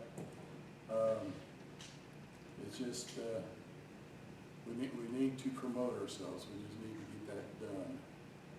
And I think we're headed that way. I think we're doing good. Okay, thank you, Kenny. Okay, Tammy and Dale, what can you do to help support our local businesses? Let's start with you, Tammy. Well, I think everybody knows that you need to try and shop local, every chance you get. I know that a grocery store is a big, issue for people. I think that we need to support the businesses we have. I don't know that our community would support a grocery store, not the one we have right now. So let's, we support the dollar store. That has everything that I've needed at that I've needed on the run. Go down there, grab that. That's insufficient. We have Borden Market, which has your fresh, your fresh vegetables and fruit. I think if we focus on what we have, I think that we can support our local businesses. Thank you, Tammy. Dale? I fill up my truck in town. We have an auction line business. If you're doing home improvement things, they have everything on there. I always look on there if there's something I need. I buy from them before I go to Walmart or any other big box stores. I try to spend my money in Osawatomie. That's the way I was born and raised, and that's the way I raised my children too. Thank you. Okay, Mark and Nick, what role, if any, do you believe the city should play in economic development to bring jobs and capital investment to the community? And let's go ahead and start with you. What role should the city play? Yes. I think the city is in the middle of playing a big role in that right now. I think Nick, it's Nick's turn. I'm sorry.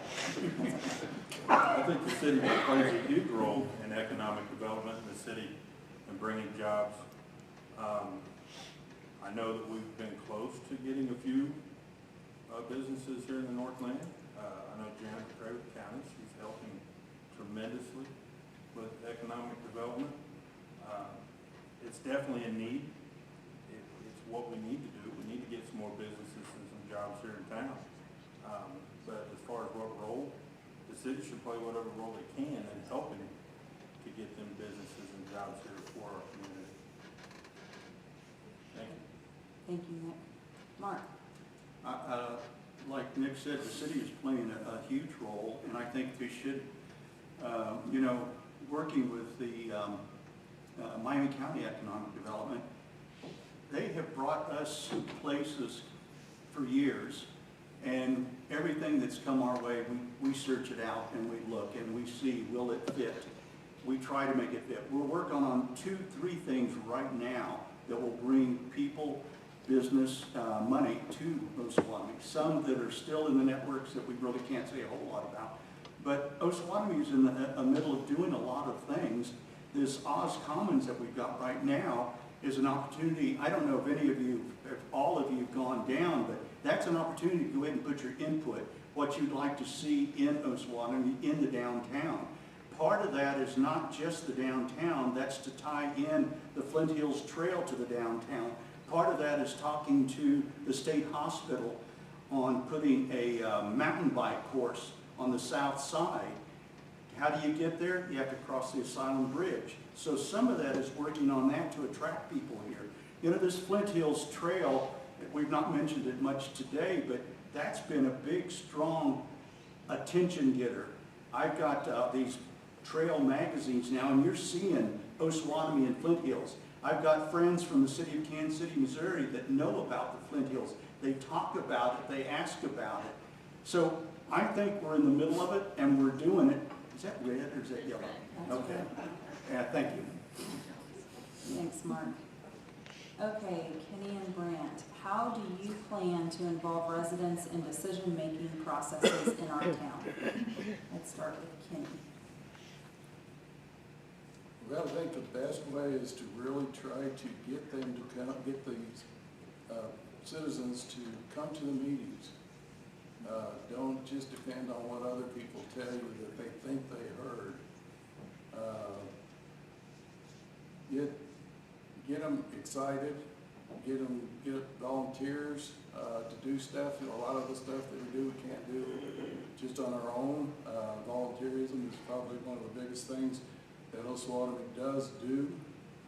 And I think that just getting people active. Thank you, Kenny. Brandt? Like Kenny said, get citizens to the city council meetings. Let them get their voices heard, let people know where they stand, what they think, and kind of what they feel the city needs to do. You have the social media platform.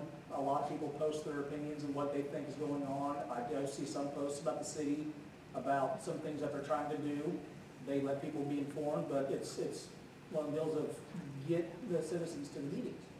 That way we know what's going on, we can hear their voices, and we can truly know what they want to see happen and see where it goes from there.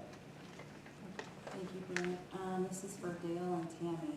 Is there any particular agenda you would be working towards in the future if you are a city council person, and why?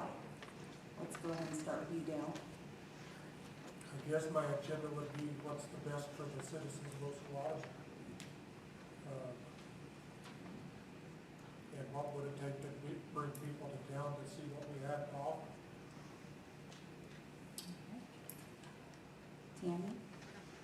I think my agenda is, I would love to see and be a part of the growth and improvement of Osawatomie. I mean, I see so many possibilities. I've recently been to a couple of small areas and visited them, small towns, to see exactly what they're doing that makes them successful, and you get excited and you see the possibilities that are there for Osawatomie. So my agenda would be to help make goals and to work towards those goals. Okay, thank you, Tammy. The next question's for Nick and Mark. How would you work to make either the city or school district better? Again, we're not looking for the easy, better transparency or inform people or vision for the future. We want concrete examples. So let's go ahead and start with Mark. Better transparency. Oh, wait, I couldn't use that one? No, in fact, I think, to tell you the truth, and it was hit on earlier by the school board, you know, I go to these Mayor's Association, I talk to mayors across Kansas, and the school board and the city council in a lot of different cities meet on a regular basis. You stop and think, we all have the same type of plan is for the community. Working together is going to make so many other things happen. It's going to be better for us. We've had our first meeting, and I think it was the first that I've known of, where we had the school board and the city council meet, and I thought it went very well. We have a couple of issues coming up. I know we left it on the table that when we meet again, but to tell you the truth, I'm looking for a meeting in December because there's so many things that are happening, so many things that I think we could work together on to make it a better community. You know, that swimming pool, Nick and I are both involved with the interim recreation committee, and I can remember what was taking place at that time and the desire for a swimming pool. It was when we came together that we ended up getting it done. You know, you look at the ball complex, it was when we worked together we were able to get a lot of the things done that happened down there. But it was the city working together with the school board, and I think that can happen in so many other things. Thank you. Thank you. Thank you, Mark. Nick? You know, Mark touched on it. We've had our first joint meeting with the city and the school board. And it was kind of introductory to get everybody together, but I think the general consensus of that is that we do need to work together. You know, it's talked about a lot at school board tonight. The programs that would benefit the school would be interim programs, vocational programs, different options for our students. And, you know, we have the ability to do that through the city. We have ways that we can reach out and do that. We have businesses in town that could help with that. You know, Mark touched on the pool. Yes, that was able to happen because the school and the city worked together. The ballpark, you know, Brandon talked about it, and that the city spent a lot of money. The school has spent probably more money than the city down there to make that thing better. To make it something we can be proud of. Yes, maintenance things fall through the cracks, you know, we do that it happens a lot. It's just something that we have to work through and help each other out if we can. You know, all them are ways that could be better for school to city relationship. I've got my cards, thank you. Okay, thank you, Nick. Okay, next question for Kenny and Brant. What do you see as the primary work of the city council? And let's start with you, Brant. The primary work of the city council is to come up with the best solution to help our citizens and help our community. It's not to sit here and say that, you know, all the council only want to do is raise taxes and get money for this. No, they truly do put the best interest for our community first. And I would love to be a part of that and come up with new ways to truly help our community and help our city. Thank you, Brant. Kenny? Yeah, basically, the important part of the council is to govern, basically. That just makes sense. But you have to make the decisions based on information that you've collected, not only from those that yell the loudest, but those that are quiet, which means you have to listen. And I think that's probably one of the biggest important things that we do is listen when people speak. And sometimes it does make for very hard decisions. Thank you, Kenny. Okay, Dale and Tammy, what would you consider as your weakness as a potential council member? Tammy, let's go ahead and start with you.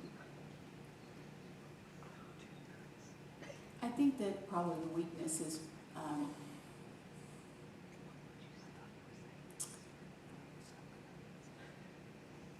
maybe the information I have. Maybe it's like they talked about, you know, for the school board, that it takes a little bit of time to know everything that's going on and everything the city is involved in the development and everything else. A lot of that is just knowledge of what our city has going on, I think is the biggest weakness I have. Okay. Thank you, Tammy. Dale? I agree. I think weeding out back from rumor or what somebody's trying to get pushed through rather than knowing the facts before I make a decision. Okay, thank you, Dale. This is going to be our final round of questions before we do our closing. So, okay, Nick and Mark, what can the city do to better recruit and retain its employees? Let's go ahead and start with Nick. Okay, better recruit and retain. We're working on this a lot in the city. Do wage analysis to make sure that we're we're paying correctly to our employees. Been some big changes in the police department here lately, and I'm going to say that's been one of our troublesome spots in, turnover.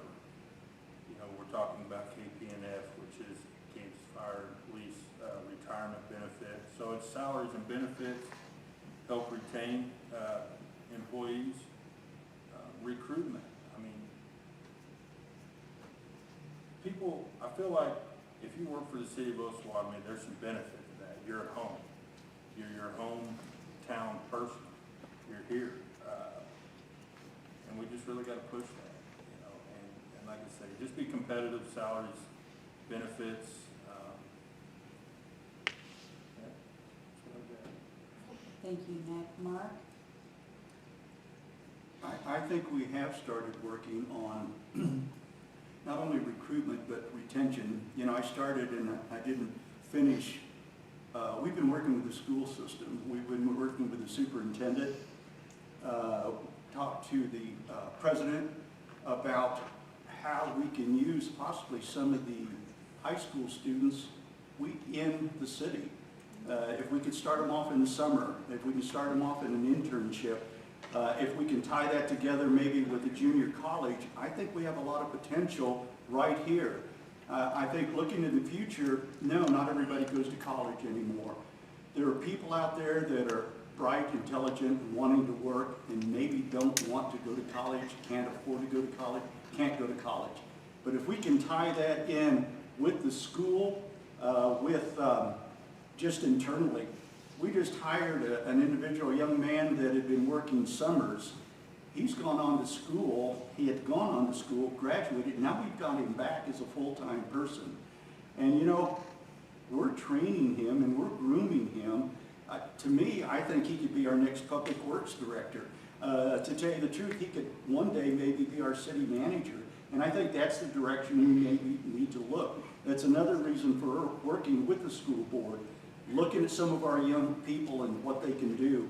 I had an old friend from the Kansas City, Missouri Flower Lawn Garden Show, which I was once the show manager, saw one of my pictures of the graduation and said, well, that's a really nice thing that you guys do for your schools. Well, he has a company that does paving, and he said, could I visit your school? So I introduced him to Patty Hennis, who asked kids that were interested in something in the trades. And we had like 15 kids that showed up. And I'll stop because she's waiting. It's going to cut you off too. He was getting ready too. No, I think it was a great project and I thought it was a good turnout. Thank you, Mark. Okay, next question's for Kenny and Brant. As a potential council member, do you believe that it is appropriate to use social media to voice your opinion on city topics? No. I don't know if I was first or not, but no. It's just not a good idea because whatever you say is now out there in print and you've got to be ready to back it up. And people are going to interpret it wrong. So no. Okay, thank you, Kenny. Brant? I completely agree with that, no. Keep whatever you think, whatever you have in your mind, don't put it on social media. People will twist words, they will take it wrong. If you put something in print, you don't know if someone's being sarcastic, if they're laughing, or if they're flat out angry about it. No. Thank you.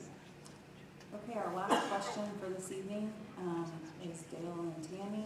What do you believe are the greatest challenges the city faces over the next 10 years, and how would you address them? Let's start with Tammy first.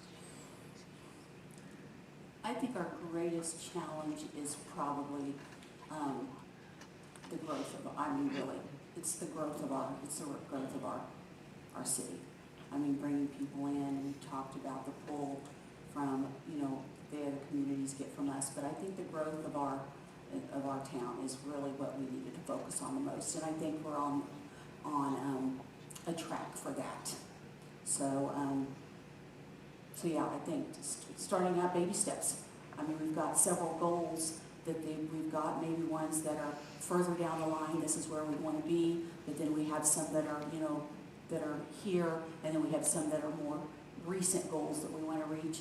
And I think just baby steps, and we're going to get there. So I think the city's on a good path to that right now. Thank you, Tammy. Dale? I think the next 10 years is going to be somewhat painful for the citizens. But I think we need to keep selling that there is light at the end of the tunnel, that what's happening right now, what's starting right now, is probably the best thing that's ever happened or is happening for the city of Osawatomie. I just think getting through the next 10 years is really going to be difficult and challenging for this town. Okay, thank you, Dale. Okay, now we're going to go ahead and move into the closing for each of you. So you get 2 minutes. So we will go ahead and start with Nick. All right. Well, first I want to thank everybody for coming out and showing that you're interested in wanting to be involved in the city or the school board. Most of you were probably here for both. I won't take my 2 minutes. I just want to say, you know, that the biggest thing I think has been age between me and Mark. And I think, you know, I want to be here in this spot for the next 6 to 10 years, maybe however long you'll have me here. I'm going to be here committed for that long anyway. I've got children that are growing through here. I run a business. My wife owns a business in this town. So I'm committed and invested in this city for many years to come. And I know the transition will always be the transition, will be tough. But I think now's the time to do that. And please get out and vote and just exercise your right to do that. And thank you for coming, and thank you. Thank you, Nick. Mark? Yeah, I want to thank everybody for coming out also. That's one time that I'm going to disagree with Nick, though, is I don't think now is the time to change. We're in the middle of a lot of things happening. I don't think we should change a team right now at this part of the game. I think there's going to be plenty of time for that exchange and switch. You know, I've been on for 8 years. I'd like to make it 10 years. I'm asking you to allow me one more term. I know Nick says 6 to 10 years for him. That seems to be a good time frame, 8 to 10 years, and I'm thinking I would like to have one more term, 2 more years. There's just so many things that are tied up right now that I know I can help make it smoother as we move along and as we progress with all these projects that are taking place. Thank you. Thank you, Mark. Dale? I'm sorry. Kenny? Yeah, I would you again want to thank everybody for coming out. It shows that you are interested in expressing interest in it. Once again, I said that I was born and raised here. I worked for the city of Osawatomie for 40 plus years.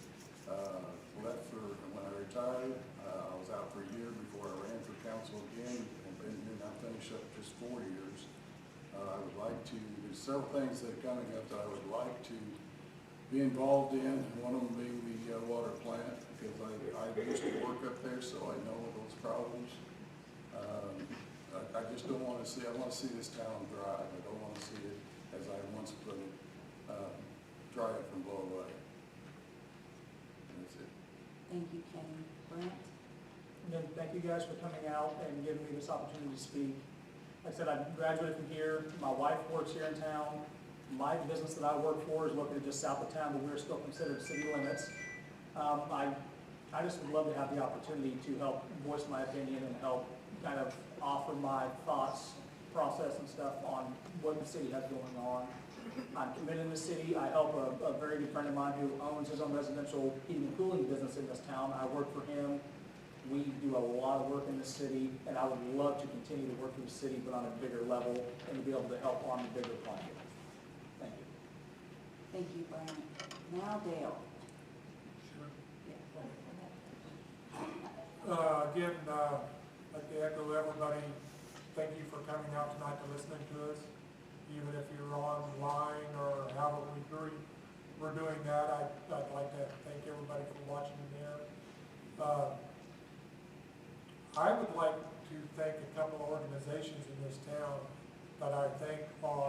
true gold to the city of Osawatomie.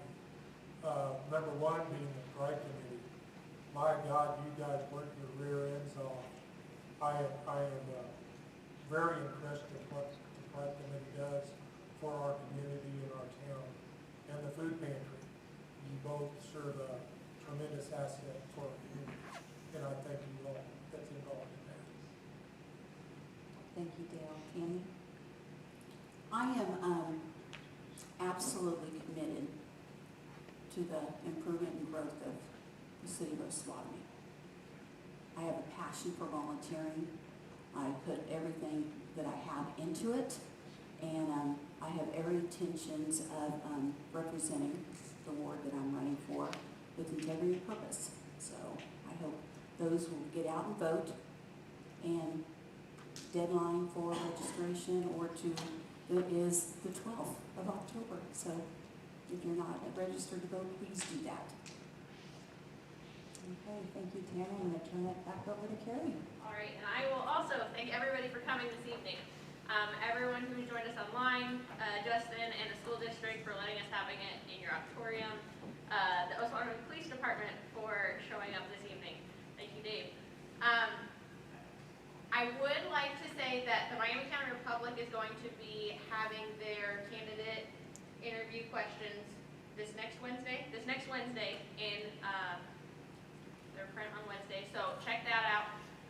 If you would like to ask any of these candidates any questions, we have some treats and everything outside. So thank you.